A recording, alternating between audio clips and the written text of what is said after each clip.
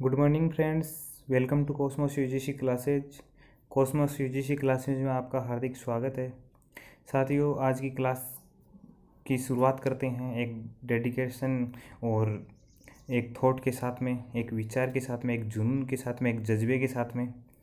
जैसा कि साथियों, अपने अंदर सीखने का जुनून विकसित कीजिए कि अपने अंदर है जो सीखने की प्रवृत्ति है, सीखने का जुनून है, वो विकसित कीजिए। अगर आपने यह कर दिया तो आपको आगे बढ़ने से कोई नहीं रोक सकता। कि अपने अंदर इतनी कैपेसिटी डेवलप कर लो, सीखने का जुनून जज्बा इतना डेवलप कर लो कि जो आगे बढ़ने की प्रवृत्ति है उससे आपको कोई नहीं रोक पाए। इतना अपने अंदर अंदर परिवर्तन ले आओ कि बस सीखने की प्रवृत्ति लगी रहे कि ये सीख ले वो सीख ले। तो उससे क्या होगा कि अपने डेडिकेशन के साथ में अपनी नियमित पढ़ाई होगी, कभी बोरिंग महसूस नहीं होंगे अपन। तो साथियों, कॉस्मोस यूजीसी क्लासेज में आपका एक बार फिर स्वागत है। साथियों, हम पढ़ रहे थे भौगोलिक चिंतन का इतिहास। भौगोलिक चिंतन के इतिहास में हमने रोमन भूगोलवेता पढ़ लिया और यूनानी भूगोलवेता पहले पढ़ा था, फिर रोमन भूगोलवेता में हमने स्ट्रेबो पढ़ लिया। आज हमने जो रोमन भूगोलवेताओं में आगे की कड़ी में अपन अन्य भूगोलवेताएँ पढ़ेंगे। तो साथियों, इस चैनल को लाइक कीजिए, सब्सक्राइब कीजिए एंड फ्रेंड्स के साथ शेयर कीजिए, क्योंकि भौगोलिक चिंतन का इतिहास पहली बार संपूर्ण तैयारी अपने इस कॉस्मोस यूजीसी चैनल पे करवाई जा रही है। तो आज हम पढ़ते हैं टोलेमी महोदय को। आइए देखते हैं उनका भूगोल में क्या क्या योगदान है। संसार की मानचित्रावली में जितना योगदान टोलेमी का है, कि संसार की जो मानचित्रावली है उसमें जितना योगदान टोलेमी महोदय का है, अन्य भूगोलवेताओं का नहीं है। कि जो भी अन्य और भूगोलवेताएँ हैं, जितने यूनानी हो, रोमन हो, अन्य जो भूगोलवेताएँ हैं, इतना जो है टोलेमी का जितना योगदान है उतना अन्य भूगोलवेताओं का योगदान नहीं है। उसके इस योगदान के कारण आधुनिक मानचित्र कला का पिता कहा जाता है। कि अपनी मानचित्रावली में जितना टोलेमी महोदय ने योगदान दिया है, कि मानचित्रावली प्रकाशित की है, उसमें अनेक अनेक फैक्ट, उसमें अनेक अनेक क्षेत्र का उन्होंने वर्णन किया है, अनेक अनेक जगह पर जाकर उन्होंने वर्णन किया है। उस योगदान के कारण ही उसे आधुनिक मानचित्र कला का पिता, कि जो आधुनिक मानचित्र कला है उसका पिता किसे कहा जाता है? टोलेमी को कहा जाता है। और ये क्वेश्चन पूछा जा सकता है और पूछा भी जा चुका है पहले कि आधुनिक मानचित्र कला का पिता किसे कहा जाता है। तो आधुनिक मानचित्र कला का पिता कौन है? टोलेमी। नेक्स्ट चलते हैं इसके आगे। ये नोट में एक बात है, ये इम्पोर्टेंट बात है। मानचित्र का कला का पिता एनेक्जिमेंड्रो को कहा जाता है। जैसा कि मैंने आपको पढ़ाया था कि सर्वप्रथम मानचित्र किसने बनाया था, सर्वप्रथम मानचित्र किसने बनाया था, ये मैंने आपको पहले जब यूनानी भूगोलवेता अपन ने पढ़े थे तब मैंने आपको पढ़ाया था। तो किसने बताया था? एनेक्जिमेंडर। और किस आधार पे बनाया था ये भी मैंने आपको बताया था। तो उसने किस आधार पे बनाया था? उसने बनाया था मापनी के आधार पर। जो मापनी होती है उसके आधार पर उसने सर्वप्रथम मानचित्र बनाया था। क्योंकि उन्होंने विश्व का सर्वप्रथम मानचित्र मापनी के आधार पर बनाया था। कि सर्वप्रथम मानचित्र किसने बनाया था? एनेक्जिमेंडर ने। यहाँ से दो क्वेश्चन आते हैं कि सर्वप्रथम मानचित्र किसने बनाया था? एनेक्जिमेंड्रो ने। किस आधार पर बनाया था? मापने के आधार पर। और आधुनिक मानचित्र जिसमें अनेक तथ्य और जो मानचित्रावली है, या आधुनिक मानचित्र, आधुनिक भूगोल, जो मानचित्र भूगोल का पिता है, वो किसे कहा जाता है? वो कहा जाता है टोलेमी महोदय को। तो यहाँ दो क्वेश्चन आते हैं अपने कि आधुनिक मानचित्र भूगोल का पिता जिसने आधुनिक मानचित्र बनाए थे, और मानचित्रों में जितना योगदान उसका है अन्य किसी का भी नहीं है। और दूसरा क्वेश्चन यहाँ आता है कि प्रथम बार मानचित्र किसने बनाया था? प्रथम बार मानचित्र मापनी के आधार पर किसने बनाया था? तो उसका आंसर होगा एनेक्जिमेंडर। आगे चलते हैं। टोलेमी का जन्म यूनान के टोलेमिस हर्षी नामक स्थान पर हुआ, परंतु इसका जन्म कहाँ हुआ था? टोलेमिस हर्षी नामक स्थान पर हुआ था टोलेमी महोदय का, परंतु टोलेमी मिस्र के अलेक्जेंड्रिया में रहा। जन्म तो कहाँ हुआ? टोलेमिस में। रहा कहाँ? अलेक्जेंड्रिया में। इसलिए उसे सिकंदरिया के टोलेमी, जो अलेक्जेंड्रिया है वहाँ क्या है? सिकंदरिया। तो उसको सिकंदरिया के टोलेमी के नाम से जाना जाता है कि सिकंदरिया का टोलेमी है, क्योंकि उसने अपना अध्ययन कार्य और अधिकांश जीवन वहीं बिताया था, तो उस नाम से प्रचलित हो जाता है। अमूमन अपन देखते हैं कि कोई जो महान व्यक्ति है वो किसी क्षेत्र से, पर्टिकुलर क्षेत्र से है, और जो वो आगे जाता है तो उसके नाम के साथ में उसका जो स्थान है या जहाँ से वो निवास करता है, जहाँ से वो बिलोंग करता है, वो ऐड हो जाता है उसके साथ में। तो क्यों होता है? क्योंकि उसका जो है, उसका जो जीवन है, जीवन काल है, उसकी जो स्टोरी है वो कहाँ से शुरुआत हुई है। तो इसलिए ही टोलेमी महोदय की जो भूगोल को योगदान मानो, चाहे उसका बचपन मानो, चाहे उसकी शिक्षा दीक्षा मानो, वो कहाँ से स्टार्ट हुई थी? सिकंदरिया से। जबकि जन्म कहाँ हुआ था? टोलेमीस हर्षी नामक स्थान पे हुआ था। टोलेमी यूनान और रोमन भूगोलवेत्ता में अंतिम भूगोलवेत्ता था। जो टोलेमी महोदय है, जो यूनानी भूगोलवेत्ता है जो अपने पहले पढ़े थे, और जो रोमन भूगोलवेत्ता है जो अपन अब पढ़ रहे हैं, इनमें सबसे अंतिम महान भूगोलवेत्ता था। कि जो सबसे अंतिम भूगोलवेत्ता है वो था, कौन था? टोलेमी महोदय था। और यूनानियों में सबसे प्रथम भूगोलवेत्ता कौन था? मैंने आपको बताया था, हाथ में अनेक डीपी है, अरे हर पल थोड़ी ईपी में ही फोटो ले ले। तो ऐसे होमर बताया था मैंने, फिर थेल्स बताया था, ऐसे बताया था। तो ऐसे आपको याद रखते हैं, मतलब इनको एक दूसरे से कंपेरिजन करोगे। अब यहाँ आ गया कि टोलेमी यूनान और रोमन भूगोलवेत्ता में अंतिम महान भूगोलवेत्ता था। तो यूनान में प्रथम भूगोलवेत्ता कौन था? होमर था। और रोमन में प्रथम भूगोलवेत्ता कौन था? स्ट्रेबो था। ठीक है। तो इसका टोलेमी है जो अंतिम महान भूगोलवेत्ता था। इसके बाद अंध युग का प्रारंभ हो गया। अब आपके सामने समस्या आ गई कि सर ये अंध युग क्या है, कि अंध युग ये क्या आ गया? अंध युग होता क्या है?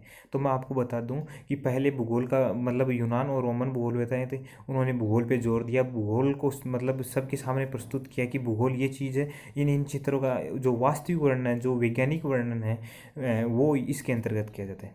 फिर क्या हुआ? फिर जो है जो विश्व में अनेक क्षेत्रों में क्या हुआ कि जो रूढ़िवादी विचारधारा या अंधविश्वास, उसका फैलाव हो गया। तो उन जो अंधविश्वासी हैं वो भूगोल को मानने को तैयार नहीं हुए थे। और जो अंधविश्वास को लेकर जो आए थे कुछ लोग, वो कपोल कल्पना दिखाने लगे कि पृथ्वी ऐसे है, स्वर्ग है, नरक है, और पृथ्वी ऐसे घूमती है, पृथ्वी के सूर्य चक्कर लगाता है, सूर्य पृथ्वी के चक्कर लगाता है, ऐसे ब्रह्मांड है। ऐसे जो कपोल कल्पना, उनको ज्ञान नहीं था, उन्होंने कपोल कल्पना की, अपने मन से कल्पना की। और अपनी जो इन कल्पनाओं में जो विश्व के समस्त जो है लोगों को, उनको अपने इनमें इस जाल में उलझाना शुरू कर दिया। तो उलझाना शुरू कर दिया। फिर भूगोल का विकास नहीं हुआ। भूगोल का विकास कहाँ से हुआ? किसी ने खोज नहीं की, बस उन्होंने बोला कि हाँ ये ऐसा ऐसा ऐसा ऐसा होता है, तो सबने मान लिया कि हाँ ऐसा ही होता है। जबकि किसी ने ये जानने की कोशिश नहीं की ये सत्य है, प्रमाणिक है, या असत्य है, या क्या है ये चीज़, किसी ने भी जानने की कोशिश नहीं की। और अगर जानने की कोशिश नहीं की, किसी ने रिसर्च नहीं की, तो नए खोज सामने नहीं आई। नए तो भूगोल एक अंधकार में चला गया कि ये भूगोल का कोई अस्तित्व नहीं है, मतलब भूगोल का अस्तित्व लगातार समाप्त होता सा रह गया। ठीक है, इसे अंध युग बोलते हैं। और टोलेमी महान भूगोलवेताओं में से एकमात्र भूगोलवेता था जो यात्री नहीं था। अब ये भी कथन महत्वपूर्ण है कि टोलेमी महान तो भूगोलवेता था, लेकिन जो वो यात्री नहीं था, उसने कभी यात्राएं नहीं की थी। उसने क्या किया था? लाइब्रेरी में अपने बुक्स है, उनसे जो अनेक जो भूगोलवेताएं हुए हैं उनकी बुक्स से उनसे अध्ययन करता था, और उससे अपने नॉलेज का अपग्रेड किया था। जबकि वो यात्री नहीं था। और भूगोल में क्या होता है कि जितनी भी यात्रा करेंगे, जितने भी भ्रमण करेंगे, जितने भी रिसर्च करेंगे, उससे जो नए नए तथ्य आएंगे, तब अपना भौगोलिक ज्ञान बढ़ेगा, तब अपने साथ में नई नई जानकारी आएगी। तो टोलेमी ने क्या किया था? इसने कभी यात्राएं नहीं की थी। जो भूगोलवेताएं हैं या जिन्होंने अपनी बुक लिखी है, उनके आधार पर ही अपनी जो वो है अपने विचार देना स्टार्ट कर दिया। तो इनकी ग्रंथों की चर्चा करते हैं आगे अपन। टोलेमी की ग्रंथ है, जो महत्वपूर्ण ग्रंथ है वो आपके सामने है कि अल्मागास्ट, या इसको एल्मागेस्ट भी बोलते हैं। कि पहला ग्रंथ कौन सा है? एल्मागेस्ट, या इसको अल्मागास्ट भी बोलते हैं। ये क्या डिफरेंस क्या होता है? क्योंकि अंग्रेजी वर्जन में, उन्होंने अंग्रेजी वर्जन में या अन्य भाषाओं में, जैसे रोमन भाषा में इन्होंने लिखा, फिर इनका अंग्रेजी में ट्रांसलेशन हुआ, फिर अंग्रेजी से हिंदी में जब ट्रांसलेशन हुआ यहाँ पे भारत में, जब भूगोल का विकास हुआ, तब यहाँ पे जो अपने भूगोलवेता हुए हैं उन्होंने जब इसका अध्ययन करना चाहा तो इसका हिंदी में ट्रांसलेशन करवाया। तो थोड़ा इनका डिफरेंस रहता है। और मैंने जैसे आपको बताया है कि हिंदी के साथ में आप अगर इंग्लिश जो क्वेश्चन का इंग्लिश पैटर्न है उसको देखोगे तो आपको आसानी से समझ में आ जाएगा, इसमें कोई दिक्कत नहीं होगी आपको। तो आइए पढ़ते हैं इसमें अल्मागेस्ट में क्या है। टोलेमी द्वारा लिखित पहली पुस्तक है, कि टोलेमी द्वारा लिखित ये पहली पुस्तक है जो कि अरबी भाषा में लिखी गई थी। अब यहाँ पे ये आ गया, कन्फ्यूजन वाली बात आ गई कि रोमन भूगोलवेता था, या तो यूनानी में लिखता या रोमन भाषा में लिखता। इसने अरबी में लिख दिया। जो अरबी भूगोलवेता अपनी भाषा थी उनकी अरबी, उसमें इसने ग्रंथ लिखा था। तो ये आपको वेरी वेरी इंपॉर्टेंट है कि ऐसा क्वेश्चन यहाँ से बनता है कि टोलेमी का वो ग्रंथ जो अरबी भाषा में लिखा गया था, टोलेमी का वह ग्रंथ जो अरबी भाषा में लिखा गया था। तो कौन सा था? अल्मागेस्ट था। लास्ट है वो क्या है? स्वयं एक अरबी भाषा का शब्द है। ये अरबी भाषा से लिया गया एक शब्द है अल्मागास्ट, जिसका तात्पर्य, जिसका अर्थ क्या होता है? महान संश्लेषण। तो अब अपन ऐसे मतलब अपन को पता चलता है कि अल्मागास्ट अरबी भाषा का शब्द था, और जो इसका अर्थ क्या होता है? महान संश्लेषण। महान संश्लेषण होता है। तो अल्मागास्ट का अर्थ क्या होता है? महान संश्लेषण, कि इसमें जो महान जो तथ्य हैं वो शामिल किए गए हैं, इनका संश्लेषण करके इनको शामिल किया गया है। इस टोलेमी की इस कृति में 48 तारापुंजों और 122 नक्षत्रों की सूची है। इसमें पहली तो बात यह है कि ये पहली पुस्तक है किसकी? टोलेमी की, अल्मागास्ट। दूसरी बात, अरबी भाषा में लिखी गई है। तीसरी बात है कि ये अरबी भाषा का शब्द है जिसका तात्पर्य है महान संश्लेषण। और चौथी बात ये होती है कि टोलेमी की ये कृति, इसमें 48 तो तारापुंज, 48 तारापुंजों के 1022 नक्षत्रों की जो सूची है, वो जो विवरण है वो इसमें दिया गया है।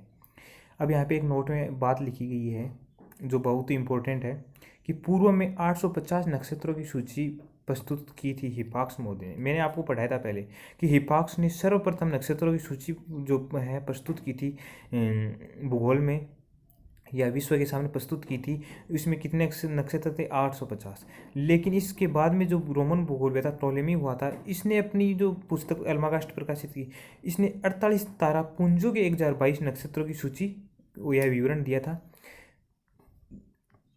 फिर आगे देखते हैं, टोलेमी की यह पुस्तक 1543 तक प्रसिद्धि प्राप्त करती है। जो अल्मागास्ट है जो 1543 है तब तक ये प्रसिद्धि प्राप्त करती रही।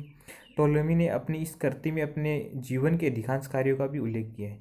जो जीवन के अधिकांश कार्य है, महान कार्य है, जो जो टोलेमी महोदय ने किया था, जो जो भूगोल को योगदान दिया था, जो इसका पर्सनल जो जीवन था उसका, इसका उल्लेख अपने इस पुस्तक में किया है, और ये महत्वपूर्ण पुस्तक मानी जाती है टोलेमी की।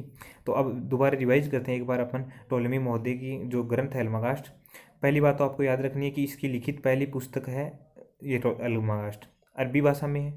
फिर इसका जो अर्थ होता है अल्मागास्ट का क्या होता है? महान संश्लेषण होता है। और इस कृति में 48 तारापुंजों और 1022 नक्षत्रों की सूची इसमें प्रकाशित की है। और बाद में आपको इसमें ध्यान में रखना है, इसके साथ में कंपेरिज करना है कि हिपाक्स और टोलेमी। हिपाक्स ने जो किया है 850 नक्षत्र, और टोलेमी ने इससे ज़्यादा करके 1022 नक्षत्रों की सूची प्रकाशित की है या इसका विवरण दिया है। नेक्स्ट पढ़ते हैं दूसरे ग्रंथ टोलेमी महोदय का। टोलेमी महोदय का दूसरा ग्रंथ है ज्योग्राफिया सिंथेसिस। इसका जो ये है जो इंग्लिश वर्जन है, ये टाइपिंग में मिस्टेक हो गई है, ज्योग्राफिया सिंथेसिस है इसका जो दूसरी पुस्तक, महत्वपूर्ण पुस्तक है टोलेमी महोदय की। आइए पढ़ते हैं इस पुस्तक में क्या क्या विवरण है, क्या क्या टोलेमी महोदय ने बताया है।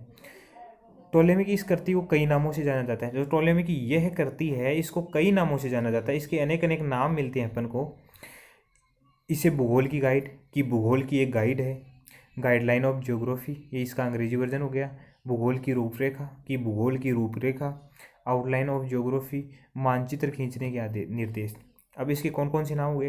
पहला नाम हो गया भूगोल की गाइड यानी गाइडलाइन ऑफ ज्योग्राफी, फिर भूगोल की रूपरेखा, आउटलाइन ऑफ ज्योग्राफी, फिर मानचित्र खींचने के निर्देश आदि नामों से जाना जाता है। लेकिन इनको बस ध्यान में रखना, आपको ये जो है नॉलेज के लिए मैंने ये आपको बताया कि इसको अन्य नामों से भी जाना जाता है। वरना एग्जाम में अगर क्वेश्चन आएगा इसका तो ज्योग्राफी सिंथेसिस सीधा क्वेश्चन आएगा, और अधिकतर मिलान वाला क्वेश्चन पूछा जाता है ऐसे कि टोलेमी दे दिया, इसकी पुस्तक दे दी, या और भी होमर महोदय, थेल्स एनेक्सिमेंडर कुछ भी दे दिया, मतलब भूगोलवेता दे दी एक साइड में, यूनानी रोमन कुछ भी उनकी बुक्स दे दी, उनको आपसे मिलान करवाएगा सीधा। और आप इसका हिंदी वर्जन के साथ में अंग्रेजी वर्जन देखेंगे तो आप आसानी से इसको सॉल्व कर सकते हैं। आपके 2000 क्वेश्चन तो ऐसे ही हो जाएंगे। अगर आप ओनली हिंदी या ओनली इंग्लिश में आप इसको सॉल्व करना चाहेंगे तो आपको कन्फ्यूज़न होगी, और अब अगर दोनों वर्जन आप देख के इसको सॉल्व करेंगे तो आपकी कन्फ्यूज़न दूर हो जाएगी। इस ग्रंथ को विश्व का पहला भौगोलिक विश्वकोश माना जाता है। जो ज्योग्राफी सिंथेसिस है, मैंने बताया था कि महत्वपूर्ण कृति है, इसको भौगोलिक विश्वकोश गजेटियर माना जाता है। और विश्व का पहला भौगोलिक कोश किसने लिखा था? ये लिखा था टोलेमी महोदय ने। इसकी यह कृति 8 खंडों में है। इसके कितने खंड है? 8 खंड है। उसने प्रथम खंड में मानचित्र प्रक्षेप की रचना विधि के बारे में बताया था। अब 8 तो खंड है इसके, इसमें प्रथम खंड की चर्चा करेंगे तो मानचित्र प्रक्षेप की रचना विधि। दूसरे से 7वें खंड में क्या बताया कि विश्व के लगभग 8000 स्थानों के नाम और उनके निर्देशांकों कि वो कहाँ स्थित है, क्या स्थित है, उनका उल्लेख किया है। इन खंड में उसने निर्देशांक को ज्ञात करने की विधि का भी उल्लेख किया कि इसमें उसने निर्देशांक ज्ञात करने की जो विधि है उसका भी अपने दूसरे से 7वें खंड में उसने उल्लेख किया है। इस ग्रंथ का 8वां खंड सबसे अधिक महत्वपूर्ण था, कि इस ग्रंथ का जो 8वां खंड है सबसे अधिक महत्वपूर्ण कौन सा खंड है? 8वां खंड है। इस ग्रंथ में उसने विश्व के विभिन्न भागों के 26 मानचित्र प्रस्तुत किए हैं। यह मानचित्र यूरोप, नील नदी और काला सागर के निकट के बनाए गए थे। अब दोबारा रिवाइज करते हैं। ज्योग्राफी सिंथेसिस में अपन ने क्या क्या पढ़ा था और क्या क्या महत्वपूर्ण है, कि कौन कौन से क्वेश्चन बनते हैं। इसको पहले तो है कई नामों से जाना जाता है, मतलब इनके नाम, भूगोल की गाइडलाइन ऑफ ज्योग्राफी, भूगोल की रूपरेखा, मानचित्र खींचने के निर्देश इत्यादि। फिर ये प्रथम पहला भौगोलिक विश्वकोश गजेटियर है। 8 खंड है इसके। प्रथम खंड में मानचित्र प्रक्षेप की विधि है, रचना विधि। दूसरे से 7वें खंड में विश्व के लगभग 8,000 के स्थानों के तो नाम है दूसरे से 7वें खंड में, और उनके निर्देशांक है कि कौन से स्थान कहाँ पे है, और निर्देशांक ज्ञात करने की विधि भी इसमें शामिल की गई है। फिर 8वां खंड सबसे महत्वपूर्ण है। 8वें खंड में उसने क्या किया? विभिन्न भागों के 26 मानचित्र प्रस्तुत किए। मतलब एक मानचित्रावली होगी, 26 जो मानचित्र उसने इस 8वें खंड में प्रकाशित किए। और यह है मानचित्र किसके थे? यूरोप के थे, नील नदी थे, और काला सागर के निकट के क्षेत्रों के जो भी है वो बनाए गए थे। तो आपने पहले कौन सी पहले अल्माकास्ट पढ़ ली थी। अब ज्योग्राफी सिंथेसिस, इसकी तीसरी जो रचना है, महत्वपूर्ण रचना, वो पढ़ेंगे गरीय परिकल्पना। जो इसकी तीसरी रचना है वो पढ़ेंगे अपन गरीय परिकल्पना। और गरीय परिकल्पना में अपन चर्चा करते हैं। इस पुस्तक में उसने विभिन्न आकाशीय पिंडों के आपस में संबंध और उसके मध्य की गतियों के बारे में बताया। कि गरीय परिकल्पना में इसने क्या बताया था, कि इस पुस्तक में उसने विभिन्न आकाशीय पिंडों में आपस में संबंध और उसके मध्य की दूरियां, जो विभिन्न आकाश के पिंडों हैं उसके आपस के मध्य तो जो संबंध है, और उनके मध्य की जो दूरियां हैं और उनकी गतियों का कि वो किस प्रकार से गति मतलब चक्कर लगाते हैं या गति करते हैं, उसके बारे में बताया गया। चौथी इसकी महत्वपूर्ण चौथी करती है एनेलिमा। एनेलिमा है। एनेलिमा में क्या है, ये भी मतलब इसका एक पूछा जाता है एग्जाम में क्वेश्चन, कि एनेलिमा किसकी करती है? गणितीय भूगोल से संबंधित है ये, इसमें इतना ज़्यादा नहीं दिखेगा। 5वीं करती है प्रकाश विज्ञान या द ऑप्टिक्स। अब इसमें एक महत्वपूर्ण क्वेश्चन यहाँ से कौन सा बनता है, देखते हैं। कि टोलेमी की वह करती जिसको प्रसिद्धि नहीं प्राप्त हुई। अब 4 करती है, अल्माकाइस्ट हुई, गरीय सिद्धांत हुई, एक करती अपनी ज्योग्राफी सिंथेसिस इसकी पढ़ी थी, एनेलिमा पढ़ी है। तो इसमें से कौन, और एक है ऑप्टिक्स, कौन सी जो करती है उसको प्रसिद्धि प्राप्त नहीं हुई, और कौन सी प्रसिद्धि? तो ऊपर वाली 4 को तो प्रसिद्धि उसको मिल गई थी, उसकी ख्याति दूर दूर तक टोलेमी महोदय की इन अपने पुस्तकों के माध्यम से फैली थी। लेकिन द ऑप्टिक्स है ये प्रकाशित नहीं हो पाई, इसकी कोई कुछ इसमें समस्या हो रह गई। प्रकाश विज्ञान से संबंधित अपनी ये पुस्तक लिखी थी, तो इसको ख्याति नहीं मिल पाई। अब टोलेमी का योगदान है भूगोल में, वो पढ़ेंगे अपन। टोलेमी को साहित्यिक चोर कहा जाता है। जैसा कि मैंने साथियों आपको बताया था कि टोलेमी क्या करता था, अन्य भूगोलवेताओं की बुक पढ़ के अपने ज्ञान का अपग्रेड करके फिर अपने विचार देता था। तो दूसरे जो भूगोलवेता हैं उनसे ज्ञान लेके और फिर वो प्रस्तुत करता था। अब प्रस्तुत करता था तो मतलब दूसरी बुक से अगर कंटेंट, अगर मैं मतलब किसी ने मतलब ऐसे नोट्स वगैरह बना रखे और मैं वही पढ़ाना शुरू कर दूँ, तो मैं भी एक साहित्यिक चोर हूँ, क्योंकि किसी की रचना चुरा ली। और जब हम काफ़ी सारी अध्ययन करने के बाद में अगर अपन प्रस्तुत करते हैं तो उसको साहित्यिक चोर की परिभाषा नहीं दी जाती। तो उसने क्या किया कि किसी भूल या तो बुक पढ़ी और अपने विचार दे दिए उसके संबंध में, तो उसको साहित्यिक चोर कहा जाता है। उसने पोसिडोनियस की परिधि 18,000 मील को सही माना। पोसिडोनियस ने परिधि बताई थी 18 वास्तविक। अब परिधि की बात आ गई तो अपन चर्चा करें इरेटास्थनीज की। इरेटास्थनीज ने पृथ्वी की परिधि कितनी 25,000 मील बताई थी, और जबकि वास्तविक कितनी थी 24,899 थी। उसमें कितनी अशुद्धता थी 86% अशुद्धता थी, सॉरी शुद्धता थी, और 14% अशुद्धता थी। उसके मैंने आपको रीजन भी बताए थे। और पोसिडोनियस का यहाँ पे चर्चा हुई कि परिधि 18,000 मील बताई थी। अब कहाँ तो 24,000 और कहाँ 18,000, जबकि इरेटास्थनीज 25,000 और 24,000 मतलब एकदम पास में गया है इरेटास्थनीज। और उस समय कितना अभाव था अपने यंत्रों का, अपने उपकरणों का, कि अपन सही सही ज्ञात कर सकते हैं, फिर भी उसने प्रयास किया था ज्ञात करने का। हिपाक्स ने वर्त को 360 में बांटा था। अब इसने हिपाक्स को पढ़ा कि वर्त में अभिन्न गणित के आधार पर 360 डिग्री में बांटा था, और अपने विचार दे दिए कि वर्त है ना जो वो है 360 डिग्री का होता है। अरस्तु ने पृथ्वी को गोली माना। अब अरस्तु से पहले जो भी भूगोलवेता है, होमर, थेलेस, एनेक्सिमेंडर, हेकेटेस, जो भी भूगोलवेता हुए हैं उन्होंने पृथ्वी को तस्तरी नुमाबाद माना है और बीच में माना है। जबकि अरस्तु आया था उसने कहा था पृथ्वी भी गोली है, गोली आकृति है पृथ्वी की। तो इसने अरस्तु की बात मान ली कि हाँ भाई पृथ्वी गोली है। फिर टोलेमी के गुरु मेरिसन ने प्रधान यामोत्तर जो प्रधानी अम्योत्तर रेखा है, देशांतर रेखा है, जो 0 डिग्री है, को सौभाग्य द्वीप से गुजरती हुई माना था, एक द्वीप से गुजरती हुई माना था। अब इसने अपने गुरु के जो रचना है उसको पढ़ी और ऐसा ऐसा लिख दिया। अब इसको साहित्यिक चोर क्यों कहा जाता है, और एग्जाम में क्वेश्चन आ सकता है कि साहित्यिक चोर की उपाधि किसे मिली है या साहित्यिक चोर किसे कहा जाता है, तो वो होता है टोलेमी। और इसने क्या कहा, पोसिडोनियस से अपनी चोरी मतलब उनके ग्रंथों से कुछ चुरा लिया, हिपाक्स से चुरा लिया, अरस्तु से चुरा लिया और अपने गुरु मेरी से चुरा लिया। इनके जो खुद के विचार थे उसको ही अपने ग्रंथों में शामिल कर लिया। इस प्रकार टोलेमी ने उपरोक्त तथ्य को सही मान लिया, मतलब क्या यही सही है। अपन खुद ने रिसर्च करना नहीं समझा, खुद तो यात्रा करने कभी गया नहीं था, और जो साहित्यिक रचना है उनसे ही ये कार्य करता। टोलेमी पहला भूगोलवेत्ता था जिसने अज्ञात भूमि की कल्पना की थी। अब ये भी क्वेश्चन यहाँ से बनता है इंपॉर्टेंट, कि टोलेमी पहला भूगोलवेत्ता था जिसने अज्ञात भूमि, और इस अज्ञात भूमि को क्या नाम था, टेरा इनकॉग्निटा। ये भी महत्वपूर्ण है यहाँ से कि टेरा इनकॉग्निटा क्या है, तो इसका होता है अज्ञात भूमि। ये किसने खोज की थी, टोलेमी ने खोज की थी। टोलेमी ने शंक्वाकार प्रक्षेप में संशोधन किया, जो शंक्वाकार प्रक्षेप की जो पहले रचना की गई थी उसमें संशोधन का काम किया था। नेक्स्ट पढ़ते हैं इसके बारे में। उसके अनुसार विश्व के किसी भी क्षेत्र के मानचित्र 2 शंक्वाकार प्रक्षेपों पर बनाए जा सकते हैं। अब इसने संशोधन किया, फिर अपने विचार दिया कि विश्व के किसी भी क्षेत्र के जो मानचित्र है 2 शंक्वाकार प्रक्षेप है उस पर बनाए जा सकते हैं। और टोलेमी महोदय ने बताया कि आर्थोग्राफी प्रक्षेप द्वारा पृथ्वी के ग्लोब की गणना की जाती है, कि आर्थोग्राफी जो प्रक्षेप है उसके द्वारा जो पृथ्वी के ग्लोब की गणना की जाती है। अब ये प्रक्षेप वगैरह ये आ रहे हैं, तो अपन जो अपनी एक यूनिट है जो प्रैक्टिकल से संबंधित यूनिट है, भौगोलिक तकनीकियाँ है, उसके अंदर इन प्रक्षेपों का अध्ययन किया जाता है और इनसे भी क्वेश्चन पूछा जाता है एग्जाम में। इनसे संबंधित में प्रक्षेप वगैरह के बारे में अनेक प्रकार के प्रक्षेप अपन वहाँ पढ़ेंगे, इनकी विस्तृत चर्चा अपन वहाँ करेंगे। स्टेरोग्राफी प्रक्षेप द्वारा ध्रुवीय क्षेत्रों के मानचित्र बनाए जाते हैं, कि आर्थोग्राफी प्रक्षेप द्वारा तो ग्लोब की गणना की जाती है और स्टेरोग्राफी प्रक्षेप द्वारा ध्रुवीय क्षेत्रों के मानचित्र बनाए जाते हैं। टोलेमी रेशम मार्ग का उल्लेख करने वाला पहला व्यक्ति था, कि जो रेशम मार्ग था, प्राचीन रेशम मार्ग कहाँ से था, रोम से मध्य चीन तक, जो जब वहाँ से जो रेशम का आयात निर्यात किया जाता था उसका सर्वप्रथम उल्लेख टोलेमी ने किया था। टोलेमी पहला व्यक्ति था जिसने नील नदी के उद्गम स्रोत के बारे में बताया था, कि नील नदी का उद्गम स्रोत कहाँ है इसके, जबकि नील नदी के डेल्टा और इसके बारे में किसने बताया था, वो कौन सा भूगोलवेत्ता था। आप कमेंट बॉक्स में ज़रूर कीजिए कि नील नदी के बारे में या डेल्टा शब्द किसने दिया था, ताकि मुझे भी पता चले कि आपको कितना मैंने पढ़ाया था उसमें से कितना याद रहता है कितना नहीं रहता है। कमेंट बॉक्स में ज़रूर कीजिए। भूगोल विज्ञान मानचित्र निर्माण कला से संबंधित विषय या कथन किसका है, कि ऐसा कथन पूछ ले एग्जाम में कि भूगोल विज्ञान है जो मानचित्र निर्माण कला से संबंधित विषय है, इस कथन का संबंध कौन से भूगोल बताते हैं, इसके कौन से टोलेमी। तो साथियों आज की कड़ी में हमने पढ़ा था टोलेमी, फिर पढ़ेंगे पोम्पोनियस मेला, प्लेनी, सिनेका, जुबा और मैक्रोबियस। इतने सारे भूगोलवेताएँ पढ़ेंगे।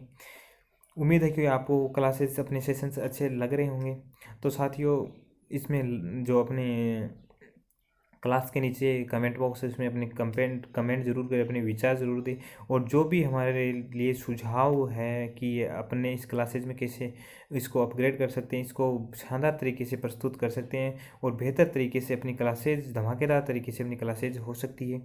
अगर इसमें क्लासेज में कुछ समस्या आ रही है आपको, तो आप ज़रूर कमेंट बॉक्स में कमेंट कीजिएगा, तभी हमें पता चलेगा कि कौन सी समस्या है और कौन सी समस्या का समाधान करना है अपन को। क्योंकि कॉस्मोस यूजीसी क्लासेज यही चाहता है कि आपको बेस्ट से बेस्ट मिले, और बेस्ट से बेस्ट मिलेगा तभी आप जेआरएफ के नज़दीक जा पाओगे। क्योंकि यहाँ से इस यूनिट से अपन 20 मार्क्स पक्के करने हैं ना, तो अपन आपको साथ साथ में रिवाइज करते भी जाना है। जो भी अपन पढ़ रहे हैं इसको रिवाइज करना, अपने प्रॉपरली नोट्स बनाने हैं। और साथियों मैंने जैसे आपसे वादा किया था, मैंने आपको बताया था कि मेरे नोट्स पढ़ने के बाद में आपको कहीं पढ़ने की ज़रूरत नहीं पड़ेगी। अब कुछ साथी बोलेंगे कि आपके नोट्स में ऐसे क्या है, तो साथियों एक बार आप रेगुलर बेसिस पे बने रहो, डेडिकेटेड बेसिस पे बने रहो, आपको खुद पता चल जाएगा कि मेरे नोट्सों में क्या है। और प्रीवियस ईयर का क्वेश्चन कोई सा भी ऐसा क्वेश्चन नहीं है, एक दो क्वेश्चनों को छोड़कर ऐसा क्वेश्चन नहीं है कि इनसे बाहर मतलब उठाया गया है, क्वेश्चन इनसे बाहर आया गया है। अपन सभी को संकलित करेंगे जो भी महत्वपूर्ण है, और जो भूगोल होता है आपको बुक्स में भी नहीं मिलते हैं, जो मतलब रोमन भूगोल कभी उनका नाम वगैरह जिक्र कर लिया जाता है अपने एग्जाम में मिलान वालों में कि कौन सा रोमन भूगोलवेता है, तो आपको सब पूरे पर्टिकुलर एक एक भूगोलवेताओं का यहाँ पे अध्ययन करवाया जाएगा। तो साथियों थैंक्स फॉर वॉचिंग। कि आपने वीडियो देखा और उम्मीद है कि आप इसका आनंद ले रहे होंगे। लाइक करें, सब्सक्राइब करें एंड शेयर करें। और भूगोल की तैयारी नियमित रूप से, अब इस चैनल के माध्यम से उसी साथी को प्रॉफिट होगा कि जो नियमित रूप से यहाँ पे बने हुए हैं, नियमित क्लासेज ले रहे हैं, नियमित क्लासेज का आनंद ले रहे हैं, अपने नोट्स बना रहे हैं, इसका रिवीजन कर रहे हैं। उनके 20 नंबर यहाँ से एकदम पक्के हो रहे हैं। उनके एक सिंगल नंबर भी मैं यहाँ से नहीं कटने दूंगा, इस यूनिट से नहीं कटने दूंगा। और जब ये अपनी यूनिट कंप्लीट हो जाएगी तो अपन दूसरी यूनिट लेंगे। रेगुलर आपकी यहाँ पे निःशुल्क है और क्लासेज आपको प्रोवाइड करवा मतलब यहाँ पे होती रहेगी। ठीक है साथियों, मिलते हैं अपन नेक्स्ट धमाकेदार सेशन के साथ में। अपन पढ़ेंगे पोम्पोनियस मेला और जो सेनेका जुबा जो भी भूगोल वेता हुए हैं। नेक्स्ट क्लास में इसको कंप्लीट करके फिर अपन टेस्ट सीरीज रखेंगे। पहले तो जो महत्वपूर्ण क्वेश्चन जो पूर्व एग्जामों में आए गए हैं उनको आपके सामने प्रस्तुत करूँगा, उनको अपन हल करेंगे। उसके बाद में जो भी यहाँ से क्वेश्चन बनते हैं, एक एक पॉइंट से जो क्वेश्चन बनते हैं वो अपन यहाँ पर डिस्कस करेंगे। मिलते हैं नेक्स्ट वीडियो के साथ में। धन्यवाद, बाय।